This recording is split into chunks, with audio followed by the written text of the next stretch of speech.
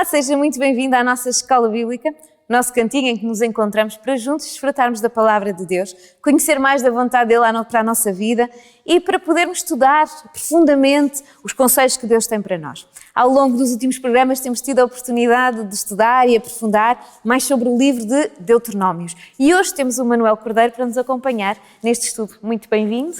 Obrigado, boa tarde.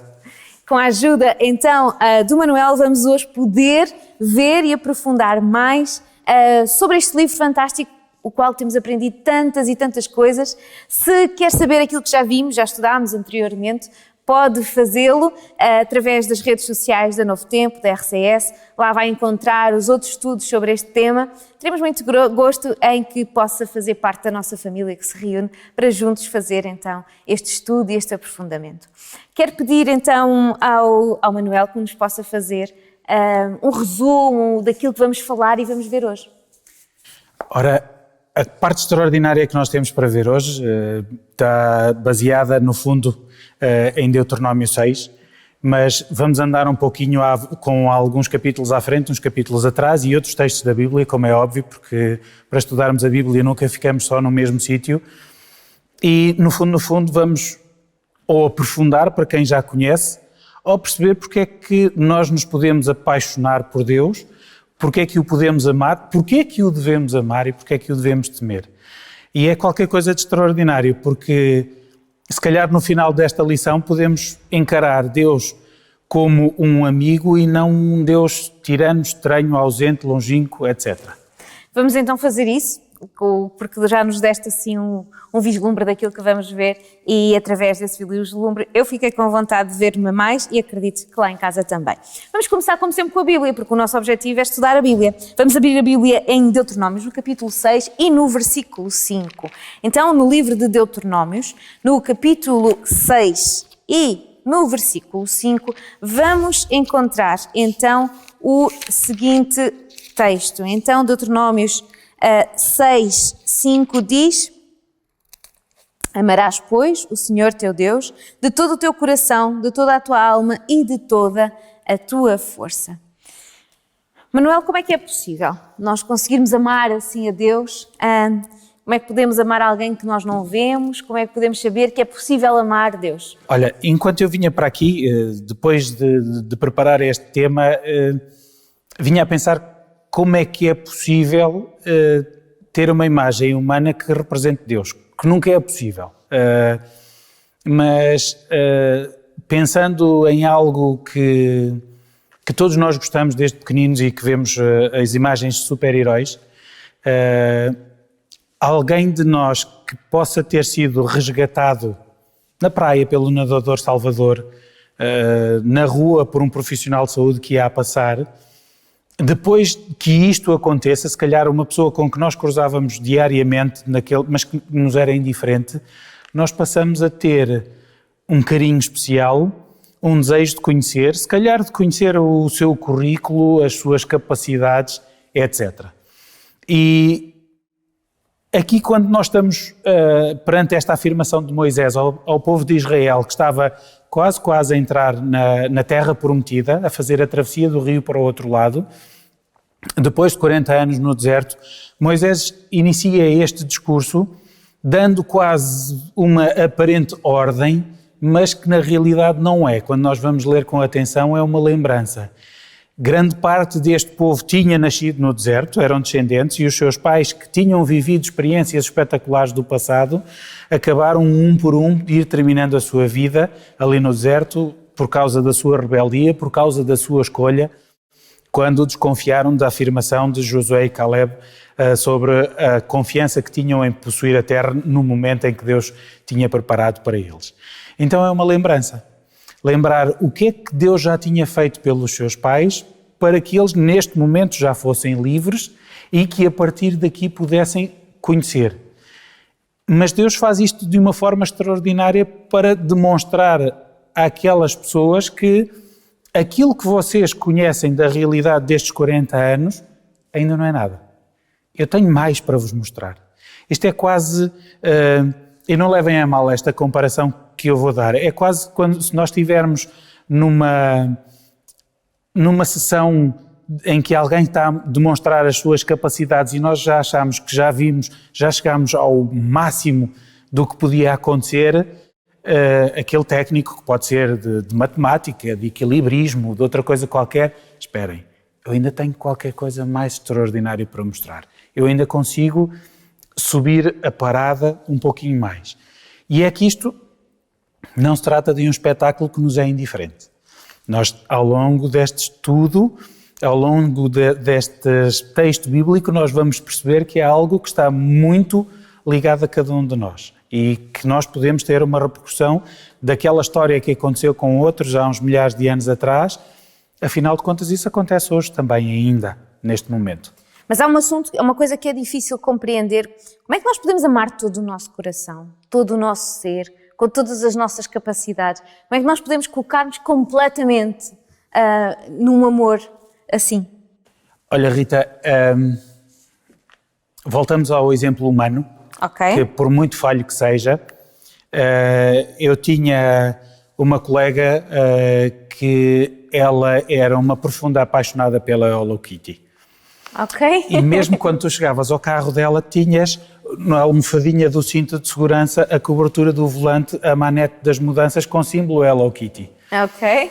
E hoje em dia, se nós utilizarmos uma marca que já não é uma pessoa, é quase uma marca portuguesa, o CR7, existem pessoas por um fascínio com alguma relação, porque sabemos que aquela individualidade de Cristiano Ronaldo já utilizou algumas centenas de milhares de euros que ganhou para causas humanitárias, e as pessoas que foram tocadas por isso, ou tocadas pelo alento que têm pelas suas vitórias e pelos seus sucessos, respiram CR7. E é desta mesma forma que, se nós aprendermos a conhecer este Deus, que no estudo desta semana conseguimos encarar como alguém que, antes que eu existisse, já tinha um plano de resgate no caso de eu falhar, então eu vou passá-lo a admirá-lo como um super-herói. E um super-herói que existe, de facto. Existe faz coisas na realidade. Muito mais extraordinárias e não é pelo outro, é sempre por mim. Exatamente. Porque aqui nós temos o bonequinho da Hello Kitty que eu falei e temos o CR7 que tem como objetivo superar-se a ele próprio. Mas depois temos Deus, que supera-se a ele próprio, mas sim, em teu favor e em meu favor. E esse é que é qualquer coisa de extraordinário. E isto é que é um super-herói. Não é um super-herói que procura objetivos pessoais. Não, ele procura o teu objetivo, o meu objetivo, levar-nos um pouquinho mais à frente. E é o único que não é falível nunca. Não. Nunca. E este nós sabemos que ele supera sempre, não é? E esta é a certeza que nós temos. Mas sabes que às vezes nós falamos de amar a Deus, e é verdade, mas as pessoas também ficam assustadas por alguns termos que eu acredito que sejam por desconhecimento da grandeza deles, ok? E nós hoje, se calhar, vamos ver e vamos, usando Deuteronômios 10:12, que nos fala sobre uma palavra que é mal conhecida, que é mal usada, que é a palavra temer. Nós hoje associamos temer com ter medo. E então as pessoas acham que Deus é alguém que nós temos que ter medo. E o que é que tu me podes aprofundar e ajudar se tivesse que explicar a alguém como é que essa pessoa pode temer a Deus? O que é que isto significa, temer a Deus? Se nós fôssemos buscar ao dicionário, existe ali uma infinidade de coisas que às vezes torna a expressão ainda mais confusa. Eu ainda fui ao dicionário a pensar que iria trazer uma grande coisa dali, mas quando vi achei que ainda ia confundir mais. Mas depois existe um texto bíblico que fala do temor e tremor a Deus. Então, se tremor é uma outra expressão, nós quando pegamos no temer a Deus, e por aquilo que nós vimos precisamente em Deuteronômio 10:12, e posso passar a ler para quem quiser acompanhar, agora pois, ó Israel, que é que o Senhor teu Deus requer de ti, senão que temas o Senhor teu Deus, que andes em todos os seus caminhos, e o ames, e o sirvas ao Senhor teu Deus, de todo o teu coração e de toda a tua alma. Então este temor não é propriamente medo, não é o tremor, não é, mas é algo de reverência. Eu até coloquei aqui, quando estava nos meus apontamentos, reverenciar. E fui ainda mais longe, pensando numa palavra que aplicada a Deus não existe, que é idolatrar Deus. Só que não existe porque Deus não é um ídolo, Ele é precisamente para ser adorado. Adorar Deus. Mas porquê é que eu utilizei esta palavra? É estranho, É compreensível quando nós conseguimos associar a outra coisa e depois transportar para Deus, não é? É biblicamente contrário. Exatamente. Quase poderia ser considerado uma heresia, uma blasfémia, e o é, mas hoje é um termo, ainda que profano, muito comumente utilizado na linguagem social. Exato. E aquela pessoa para mim é um ídolo. Okay. Ora, então eu utilizo esta expressão para dizer qualquer ídolo que tu tenhas, ainda que não devas, ok? Mas cada um de nós às vezes tem os seus próprios ídolos e tem que aprender a perceber que Deus está acima de qualquer um deles. Exato. E então Ele é para ser reverenciado, Ele é para ser adorado. E não é de forma obrigatória. E o fascínio que aqui está, este temor, é porque Deus não te obriga a que o adores. Deus não te obriga a que o reverencies. Até porque adorar alguém e a obrigatoriedade são contrárias. Tu não podes prestar adoração, na minha opinião, obrigado. Porque adoração refere quando tu tens esse temor, essa visão de que aquele é alguém que tu tens, é o ser a quem tu tens que dedicar tudo. E isto não pode, é nunca por obrigação, tem que ser sempre por vontade, senão é impossível adorar a Deus. E torna mais fascinante é que este mesmo Deus pede a seguir que o ame. E então isso é que não é possível. Não há casamentos por conveniência, não funciona. E eu não posso amar a alguém simplesmente porque eu acho que o devia fazer. E então voltamos atrás um pouco, e um nadinha para perceber que este é o meu Criador, o meu mantenedor e o meu Redentor. E então, quando eu encaro esta perspectiva, e é aqui que está a parte extraordinária, só quando eu percebo esta vertente, em que a minha esperança de vida, as minhas expectativas de futuro, os meus projetos às vezes, porque deixem-me só fazer esta parte para quem nos acompanha, que é, às vezes nós pensamos só em Deus e querer amá-lo para chegar à eternidade. Mas este é um Deus tão extraordinário, este único Deus, Ele pretende modelar, alterar o meu coração, a minha vida e o meu futuro aqui e agora. Porque não faz sentido. Às vezes as pessoas, e eu percebo o que tu estás a dizer, porque a eternidade não é um ponto de chegada. A eternidade não é um ponto de partida. A eternidade é um ponto de passagem. Porque é um ponto de passagem entre o momento que as coisas não são eternas para o momento que as coisas são eternas. Mas ela só é possível se as coisas que são eternas comecem a ser vividas aqui. E nós temos que pensar, não é um ponto de partida, também não é um ponto de chegada, é apenas um ponto de passagem. Na visão cristocêntrica é isso. Porque a partir do momento em que nós aceitamos Deus como nosso Senhor, exatamente, é uma porta pela qual temos que passar para continuar com Deus. Mas tem que ser com uma coisa que já começou aqui. É aquilo que a lição nos está aqui a dizer. Este discurso que Moisés faz a este povo, ele não está a dizer que a partir deste momento Deus é o Deus de Israel. Já era. Ele não lhe está a dizer que vai começar a fazer coisas extraordinárias. Ele já fez no passado. E o aspecto extraordinário é este, é que ele já fez tanta coisa antes até que eu me apercebesse da existência dele. Antes de que eu pudesse saber da existência dele, ele já sabia da minha e já fazia por mim. Porque quando lá em Gênesis Deus diz que da mesma forma que feriria a cabeça da serpente e ela feriria o calcanhar e dá aquela promessa da salvação, já era pensar em mim, em ti, em qualquer outra pessoa que dá à nossa volta. E o extraordinário é que já estava pensada antes de ser proferida. Claro, aí ele disse o que ele já tinha planeado. E aí ele já tinha pensado em mim e em ti. E ainda faltavam muitos anos para tu e eu parecermos. E o amor de Deus é isto. Por isso é que nós podemos amá-lo, porque ele amou-nos primeiro, não é? E o primeiro amor foi da parte dele. E o ponto de partida é sempre dele. Nós só vamos acompanhando aquele que é o amor dele. E quando nós compreendemos e conhecemos o amor dele, eu acredito que seja muito difícil ou impossível não o amar também. É difícil.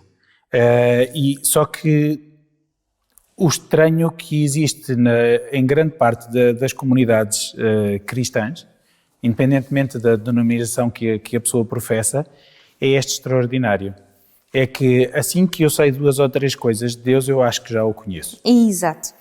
E a partir daí é dado adquirido, mas eu volto outra vez ao exemplo que falei há pouco da individualidade que nós temos no nosso país, que as pessoas sabem de cor a data de nascimento, o ano em que entrou na primeira academia de futebol, quantos golos já marcou, quais são os recordes que detém, etc, etc, etc.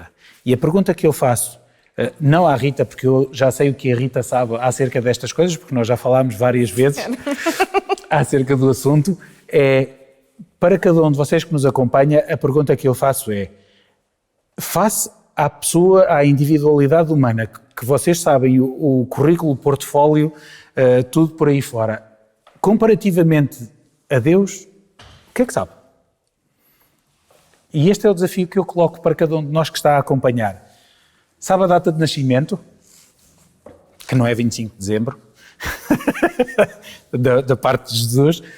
Sabe o que é que ele fez por mim? Quais são os propósitos? O que é que a Escritura fala acerca dele?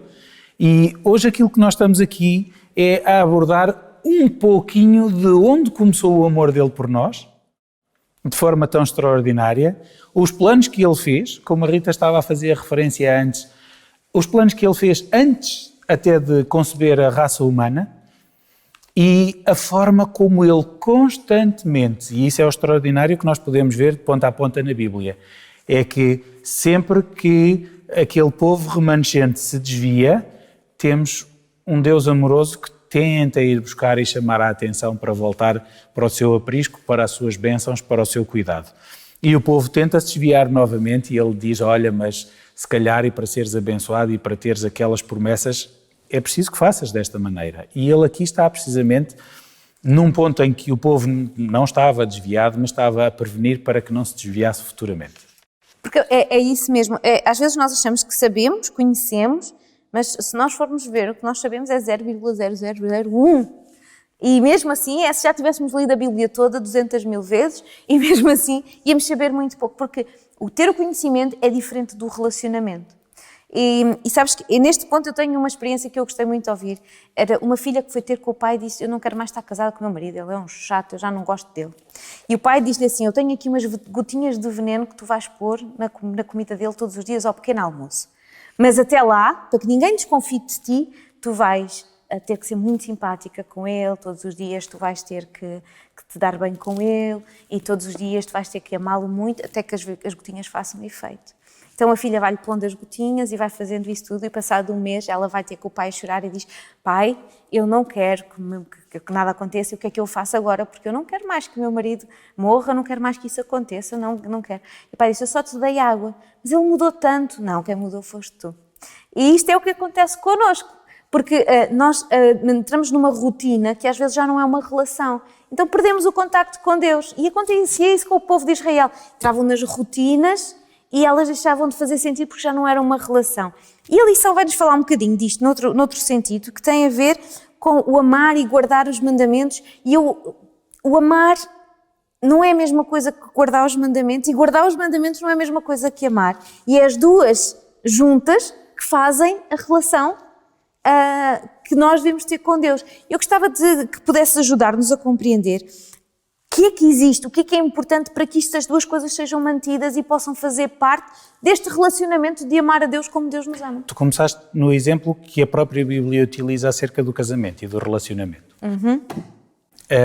E esta vertente, para quem nos acompanha, que nunca tenha casado ou que ainda não tem isto em perspectiva, pode parecer absolutamente estranho. Mas para aqueles que já se casaram, já não é assim tanto. Porque quando eu me casei, havia coisas que eu não gostava assim tanto, mas eu percebia que a minha esposa gostava muito. E então eu, as primeiras vezes, comecei a fazer porque a amava e porque não queria que ela ficasse triste. E depois, eventualmente, acabei por perceber que algumas dessas eu até podia gostar também, porque se calhar o que tinha era uma concepção daquela atividade, daquela coisa, daquela comida, diferente porque nunca tinha tido efetivamente o contacto. E é aqui que nós podemos entrar no se me amares, guardareis os meus mandamentos.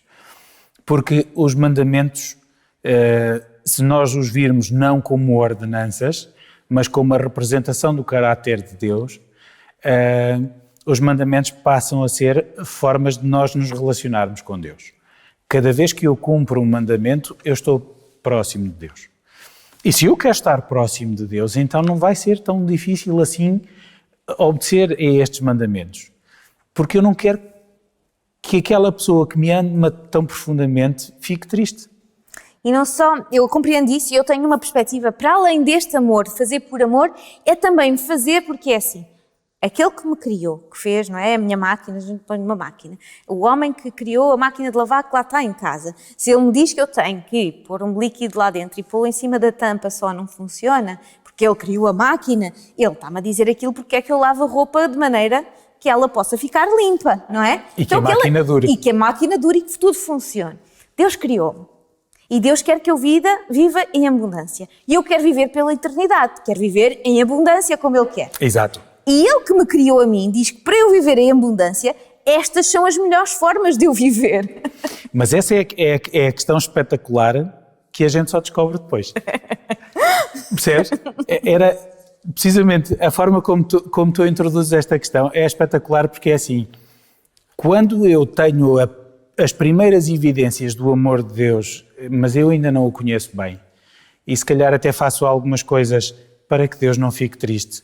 Quando eu começo a fazer essas coisas, eu começo a perceber que não só o meu Criador não fica triste, como eu fico em melhores condições. Eu desfruto mais. E então eu vou ter mais curiosidade ainda a conhecer as indicações que este Deus maravilhoso tem para mim. E então vou colocar em prática mais 2 ou 3 descobertas que entretanto eu fiz. E percebo que ainda me sinto mais alegre, mais entusiasmado, mais saudável, mais bem disposto para com as pessoas que estão à minha volta, e eu ainda fico mais fascinado com as indicações deste Criador, deste fabricante. E não, eu ainda tenho que perceber mais especificações. E isto é quase, e se me permitirem agora entrar noutra vertente, pelos apaixonados pelos carros, quando eu não quero as especificações de fábrica no meu carro, aquelas que vêm de base, eu quero rebaixar um bocadinho, pôr um pneu um bocadinho mais largo, melhorar as coisas, e isto é o que acontece quando nós nos relacionamos. Mas eu quero fazer estas melhorias pelas opções de fábrica que estão disponíveis, sem que prejudique o desempenho do automóvel. Exatamente. E isto é o que acontece quando eu me relaciono com Deus. É de descoberta em descoberta. Eu descobri isto agora e mudei alguma coisa na minha vida. E com o fascínio dessa descoberta, eu então vou ter interesse em descobrir mais. Exato. E é dessa forma que, se me amares, guardareis os meus mandamentos. Porque vou quase subindo uma escada. E qual é? E depois o primeiro mandamento é amar a Deus acima de todas as coisas. Porquê? Depois disto tudo que nós dissemos, é só fazer um resumo, não é? A partir do momento em que eu me apercebo da minha pequenez e insignificância, mas que apesar disso, o Criador do Universo se dispõe a se tornar em homem, a nascer numa humilde manjedoura sem que ninguém desse crédito. Mesmo os mais estudiosos da Bíblia que sabiam como e aproximadamente quando iria acontecer, não deram conta. Houveram 3 sábios que se lembraram. Vieram 3 sábios e os pastores que estavam na planície, que ansiavam por aquele momento e então, porque estavam em devoção e com o nível de consagração que o Senhor entendeu, então os anjos vieram ao seu encontro para que eles pudessem prestar honras e glórias e o resto ninguém se apercebeu. E aquilo que acontece é que, na aplicação pessoal, é que hoje em dia nós temos à disposição este mesmo Deus, que já morreu por nós, mas que está no céu a trabalhar em meu favor e em teu favor, e grande parte das pessoas não dão conta. Não estão a dar conta. As suas preocupações são tão grandes, de tal maneira que não se conseguem direcionar para Deus e Deus passa a ser qualquer coisa obsoleta. E então eu quero que Deus seja algo de positivo que está no meu coração, ou uma força ou uma energia positiva que eu sinto em algum espaço ou próximo de algumas pessoas ou qualquer coisa, mas estudar a Bíblia dá trabalho. Parece qualquer coisa, e então há ainda quem venha com a história de que este primeiro mandamento vai anular os outros todos. Eu digo que sim, eu vou-te dizer porque é que eu digo que sim. Eu gosto de ser controversa às vezes. Porquê? Porque os outros deixam de ser mandamentos, passam a ser vontades. Ok. Colocando Sabes o que é que ele quer dizer? Fiquei com medo. Colocando nessa perspectiva faz todo o sentido. Porque depois de teres este mandamento, depois de amares a Deus, depois de compreenderes o amor que Ele tem por ti, tudo o que Ele te possa pedir é pouco. Tudo o que Ele te disser que deves fazer é pouco. E tudo deixa de ser um mandamento e passa a ser uma vontade e uma voluntariedade. Por isso é que este é o primeiro. Porque se nós começarmos pelo princípio, é mais fácil. Já pegaste num novelo de lã lá em casa alguma vez e depois tentaste tirar o... Foi muito mais difícil do que começaste a puxar só a pontinha e ele estava todo enrolado.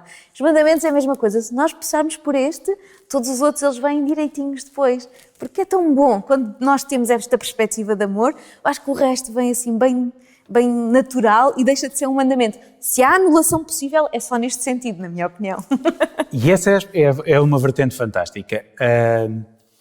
Eu, pela profissão que tenho na área da saúde, já tive, não sei se convosco já aconteceu alguma vez, mas há pessoas que, por uma coisa que se calhar faz parte da minha profissão e eu não valorizei, mas aquela pessoa valorizou, essas pessoas já me disseram: estou-te tão grato que aquilo que tu precisares, diz-me e eu faço. Qualquer coisa. E eu tive uma vez uma pessoa que era problemática, incluindo despachar alguém. Disse-me desta forma: enfermeiro, estás à vontade. E eu disse: não é preciso, deixa estar. Não vale a pena.